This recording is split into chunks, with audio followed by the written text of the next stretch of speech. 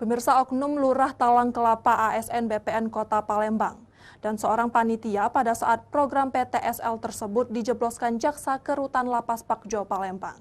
Ketiganya terlibat kasus dugaan korupsi program sertifikat tanah gratis Kota Palembang tahun 2018 yang menyebabkan kerugian negara 1,3 miliar rupiah.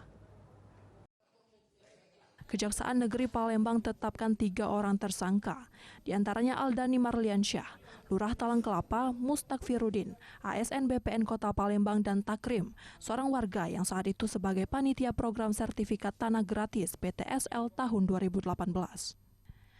Ketiga orang tersebut ditetapkan sebagai tersangka setelah hampir 1 tahun penyidikan oleh Jaksa Pidana Khusus Kejari Palembang dalam kasus dugaan tindak pidana korupsi program sertifikat tanah gratis tahun 2018 lalu, dan langsung dilakukan penahanan di rutan Lapas Pakjo Palembang.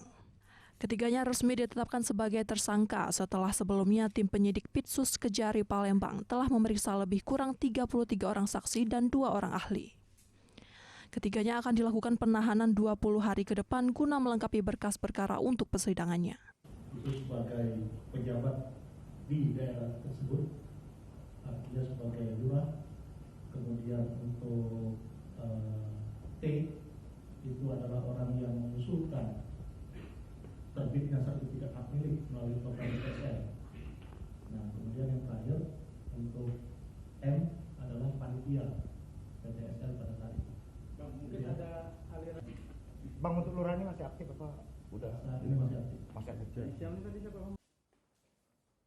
Kasus ini bermula adanya aset tanah milik Pemprov Sumsel berupa tanah bersertifikat tahun 2004 seluas 11.648 meter persegi di Jalan Sulaiman Amin, Kelurahan Talang Kelapa, Kecamatan Alang-Alang Lebar. Terbit sertifikat hak milik atas nama perorangan diterbitkan oleh BPN Kota Palembang melalui program PTSL tahun 2018. Dan setelah dilakukan penyelidikan dan penyidikan, terungkap indikasi korupsi dilakukan 3 tersangka tersebut.